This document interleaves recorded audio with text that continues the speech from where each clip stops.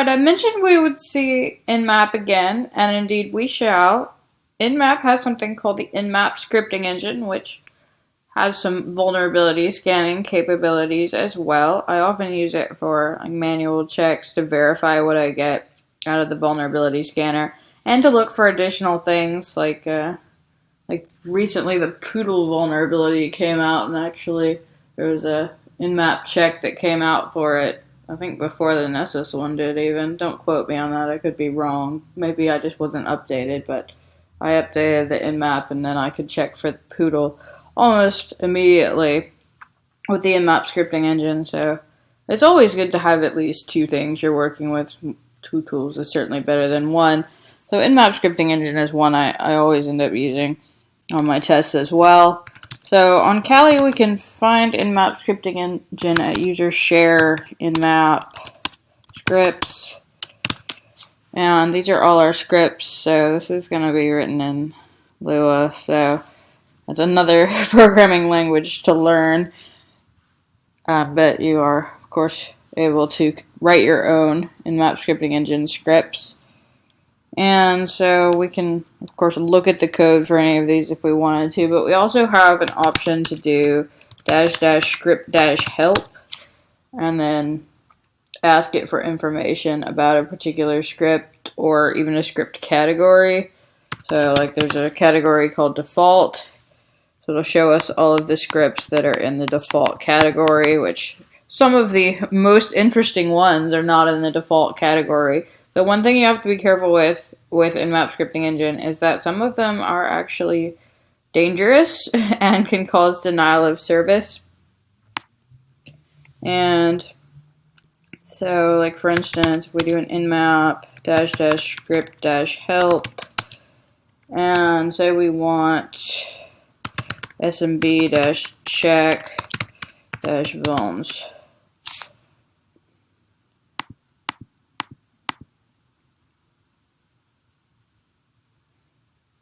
This one is in the intrusive and denial of service categories. It says, warning, these checks are dangerous and very likely to bring down a server. They should not be run in a production environment unless you, and more importantly, the business, understand the risks. So there are going to be Nmap scripting engine scripts. The same way there were with Nessus, we saw things that were turned off automatically that could be intrusive. There are going to be things in Nmap scripting engine that could potentially cause problems, of course, as we saw with port scanning. Even something as simple as saying, hi port, what are you, could cause a problem. We saw that Zervit 0.4 on 3232 actually went down during a version scan. So it's always possible, but some of these, they say, this could cause a problem. We may not want to run that. So maybe using this to find our MSO8067 is not the best idea ever. But we'll see. We have other options for that. And we already saw it come out in Nessus anyways. But we could do, like, say, how about Nmap --script-help. And say, like, nfs-ls. We said we saw the network file system on our Linux system. So that might be something interesting. Discovery and safe. So it's not run by default, but it is safe, so there's no reason we shouldn't run it. But if we run just the default set of scripts, then we won't get anything out of it, because it won't run that one. So we'll have to run this one manually if we want to do any network file system checking. Which we certainly want to know what's in that network file system share. Of course, we could look up how to do it ourselves, so why not just use the script? So we can, of course, use the default set. So -sc or -s or -a will give us the scripts. So let's do our two hosts here. And we should always take our notes. And I'll just call this script output.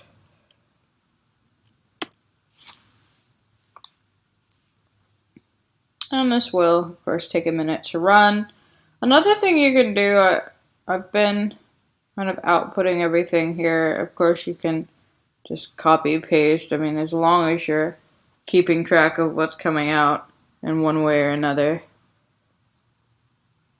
There we go.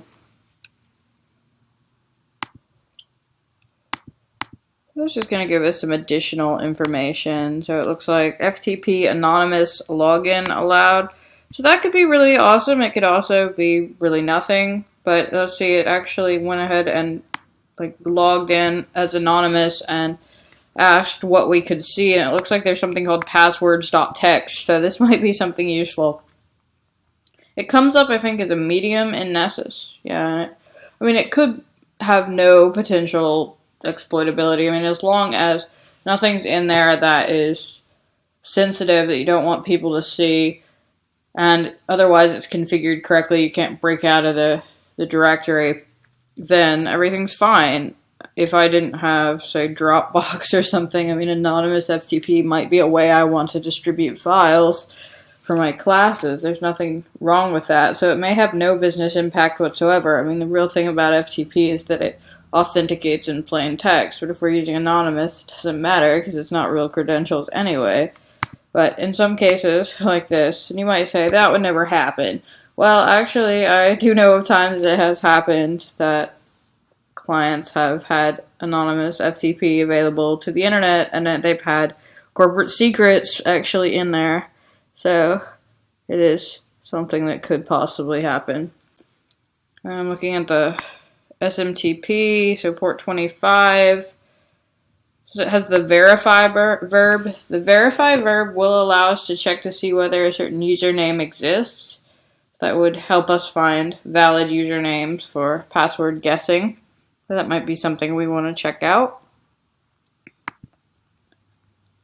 Looks like for HTTP, it says it's XAMPP 1.7.2. If you're not familiar with XAMPP, it's an easy way to get a web server and database and PHP and all that running. And it doesn't necessarily come installed with all of the best security features enabled, as we'll see. And, most people, they want to get on with it. They want to install XAMPP and get on with building whatever it is they're building on top of it, probably doing some development. So they may just leave it in its default state. This is fairly common. Looks like we've got some SSL version 2 and some ciphers here, maybe some weak cipher suites. That would be something we would report on, but unlikely we would be able to get access to any system through it. Anybody who does will be quite famous in hacking circles because it comes up all the time. See that MySQL again, though we saw that MySQL was unauthorized when we did our version scanning, so we won't be able to get into that directly. There may be another way. It says it's Windows XP, and indeed it is. We also have anonymous FTP allowed on our Linux system. Doesn't look like there's anything in there. SSH. It says it has the trace method on HTTP.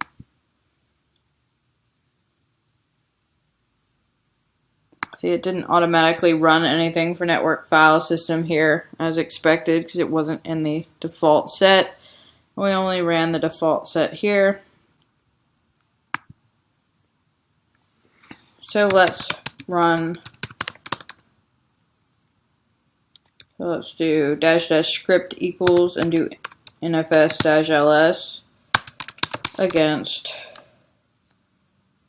our Linux system. And we can do that -p for port and do possibly, so it might be one, it's actually going to talk to more than one port, so I'll just leave it. See, here's network file system down here at 2049, but it actually talks to 111, the RPC bind port. Could get it. That's how FTP is actually 20 and 21 kind of things. So it looks like we've got something called export Georgia like we saw, and see what's in there. It says it only lists 10 files, so there may be more, but it looks like we have read, modify, delete, no execute. We can read files and even modify them, so we can make changes to files in there. What's going to be particularly interesting to us is this .ssh. This ID underscore RSA shouldn't be there. That's obviously, I used it in another class and somebody screwed up where they were supposed to be putting things, because that is going to come up, but that's not where it goes. What's actually going to be interesting to us is this .ssh folder. So it looks like someone named Georgia shared her home folder, not thinking about some of those hidden directories that start with the dot. That if we do an ls-a for all, as we saw in the Linux section, we can see. So what might be stored in a .ssh directory? We know that SSH is running. We saw port 22. Well, that's actually where we're going to store our keys. So our public and private keys for Georgia are going to be there. So if we can get access to those, we might be able to bypass authentication for SSH and get access to that system. So that might be pretty cool. So that definitely seems like something we should take a look at as we go on. So there's certainly more scripts to look at. I only showed you the default and then an example. So again, if you go to user share nmap scripts, you can see all of them here. So I would definitely encourage you to take a look at more of them. Spend some time with that before moving on to the next video.